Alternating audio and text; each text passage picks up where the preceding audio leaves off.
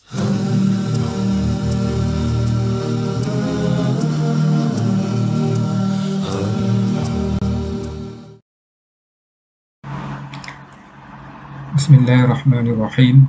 Alhamdulillahirabbil alamin. Wassalatu wassalamu ala asyrafil anbiya'i wal mursalin wa ala alihi wa sahbihi ajma'in. Rabbi shrah li sadri wa yassir li amri wahlul 'uqdatam min lisani yafqahu qawli. Subhanaka la 'ilma lana illa ma 'allamtana innaka antal alimul hakim. Wa la hawla wa la quwwata illa billahil 'aliyyil 'azim. Amma ba'd. Wahaikum bi tahiyatil Islam. Assalamualaikum warahmatullahi wabarakatuh. Sidang penonton yang dirahmati Allah sekalian, alhamdulillah, terima kasih kepada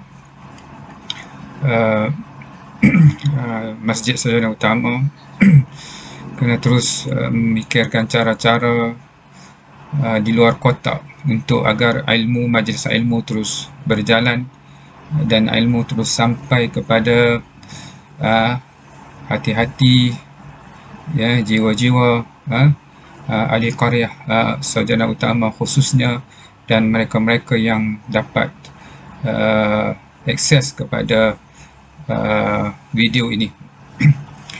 Jadi pada ini saya menyatakan syukur sekali lagi pada Allah Subhanahu Wa Taala kerana diberi izin oleh Allah untuk berkongsi sedikit ilmu untuk kita sama-sama mendapat manfaat, insya-Allah. Sidang penonton yang dirahmati Allah sekalian, tajuk yang saya akan bincangkan dalam waktu yang ringkas ini adalah untuk bagaimana membina kekuatan untuk berdepan dengan ujian daripada Allah Subhanahu Wa Taala. Sidang penonton yang dirahmati Allah sekalian, hakikat yang harus kita fahami dan terima adalah kehidupan itu adalah ujian. Kehidupan adalah ujian, maksudnya. Dalam arti kata, bila mana Allah Ta'ala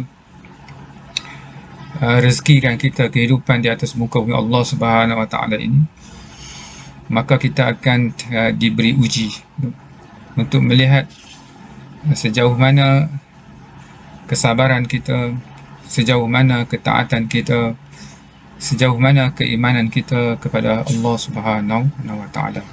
Ini hakikat yang harus diterima.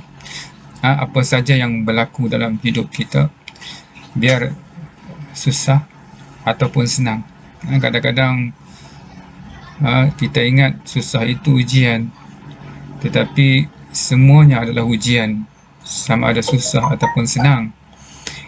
Malah senang itu lebih susah ujiannya berbanding dengan ujian kesusahan. Sebab ramai yang berjaya bila diuji dengan susah, tetapi ramai yang boleh menjawab dengan baik sebelumnya, tetapi bila diuji dengan kesenangan terus gagal. Jadi setiap apa yang berlaku dalam hidup kita itu adalah ujian daripada Allah Subhanahu Wa Taala. Kita gagal bukan kerana ujian, kita gagal kerana salah menjawab ujian. Sebab itu berhati-hati. Semua orang diuji, tetapi berjaya ataupun tidak, bagaimana kita menjawab ujian tersebut. Ini hakikat yang harus kita terima. Jangan kata bilalah saya tak diuji. Tak, selama mana hidup kita akan diuji, maksudnya. Mati alam keputusan, alam result, maksudnya.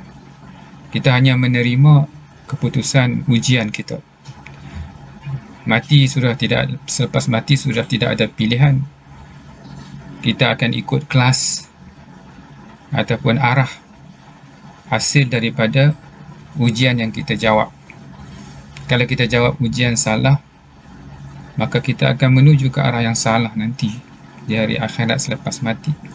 Tapi kalau kita menjawab ujian dengan betul, kita akan menuju jalan yang betul selepas kematian nanti. Sidang penonton yang dirahmati Allah sekalian, ini hakikat yang kita harus terima. Saya tak kuat, Ustaz. Tolong bagi tahu siapa yang kuat. Tidak ada siapa yang kuat. Malah yang mengaku dirinya kuat itu sebenarnya mungkin manusia yang paling lemah maksudnya. Kita kuat bukan kerana kita kuat. Kita kuat kerana kita bersama yang maha kuat, iaitu Allah Subhanahu wa ta'ala. Tetapi sekiranya kita jauh daripada Allah, biar sekuat mana kita sekalipun, kita akan tewas, kita akan jatuh, mulut kita tetap akan disumbat oleh tanah, kita tetap akan menjadi makanan ulat, makanan cacing. Tetapi sekiranya kekuatan kita dibina dengan bersandarkan kepada Allah Subhanahu wa ta'ala, walaupun jasad kita dirobek, walaupun tubuh kita kembali menjadi tanah, tetapi hidup kita akan terus mulia, hidup kita akan terus bahagia di alam yang abadi, insya-Allah. Sidang penonton yang dirahmati Allah sekalian, jadi bagaimana kita nak membina kekuatan bila mana kekuatan itu hanya ada dekat dengan Allah Subhanahu wa ta'ala, pada Allah Subhanahu wa ta'ala? Jawapannya mudah. Kita kena bawa diri kita mendekati Allah Subhanahu wa ta'ala. Kita baru sambut Maulidur Rasul. Kita tengok dalam sejarah Nabi juga diuji. Nabi diuji dengan kematian isteri tercinta, Khadijah Al-Khuwailid. Sedih sangat Nabi. Isteri yang merupakan tulang belakang perjuangan akhirnya dijemput oleh Allah Subhanahu wa ta'ala. Tidak lama kemudian Allah Ta'ala menjemput pula Abu Talib yang merupakan juga tulang belakang dalam perjuangan Nabi. Kalau kita letakkan diri kita di tempat Nabi, pastinya kita akan memahami betapa sedihnya Nabi dengan kehilangan dua insan yang tersayang ini. Sedih di sini bukan negatif. Sedih ini sifat manusiawi, normal. Yang mencacat dan menjelekkan adalah sedih yang melampau-lampau, tidak redha, tidak dapat menerima takdir dan ketentuan. Jadi bagaimana Nabi keluar daripada ujian yang seberat ini?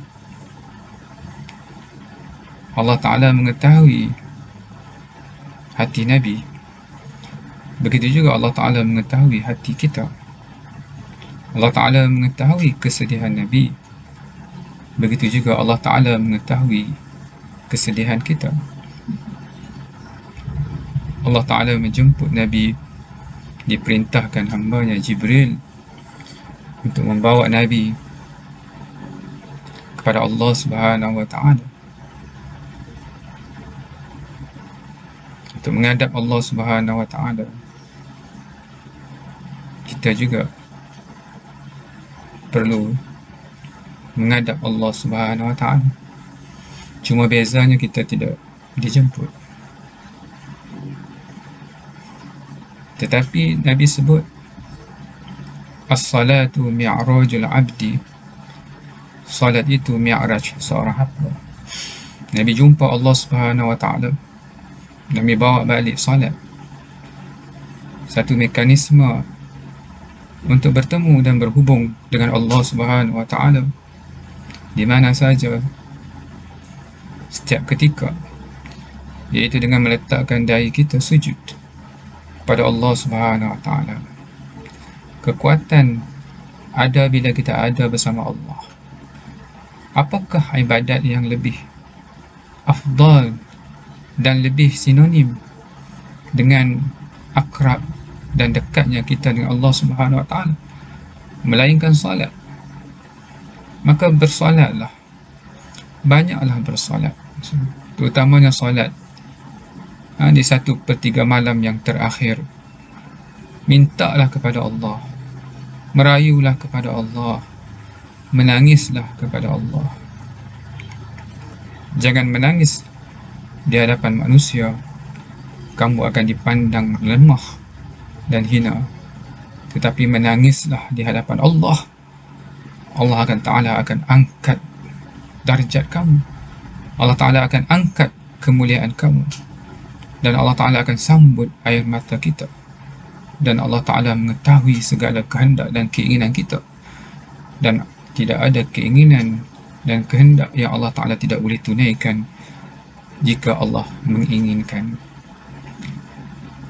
Rajin-rajinlah bersujud kepada Allah. Bacalah ayat-ayat yang kita boleh baca, tak semestinya ayat panjang-panjang. Apa yang penting, hati dan jiwa kita perlu sentiasa dekat dengan Allah Subhanahu Wa Taala. Inilah sumber kekuatan mereka-mereka yang terhebat dahulu. Sebut saja mereka yang hebat di dalam Islam. Apakah sumber kekuatan mereka? Sumber kekuatan mereka bila mereka ada masa khusus dengan Allah Subhanahu Wa Taala. Ada masa istimewa dengan Allah Subhanahu Wa Taala. Tubuh mereka sama, hati mereka sama,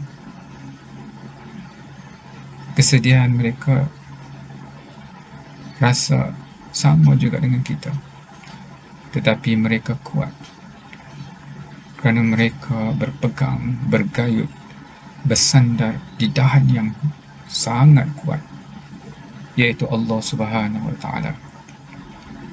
Sidang penonton yang dirahmati Allah sekalian, walaupun tazkirah ini tersangat ringkas, tapi inilah asas, inilah isi, inilah kita panggil inti kepada tujuan utama Nabi diutuskan, iaitu untuk membawa kembali kita kepada Allah Subhanahu Wa Taala.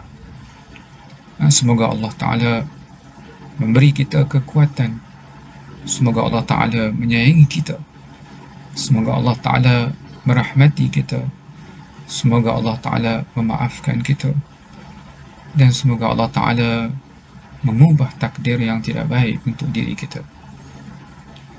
La hawla wa la quwwata illa billah.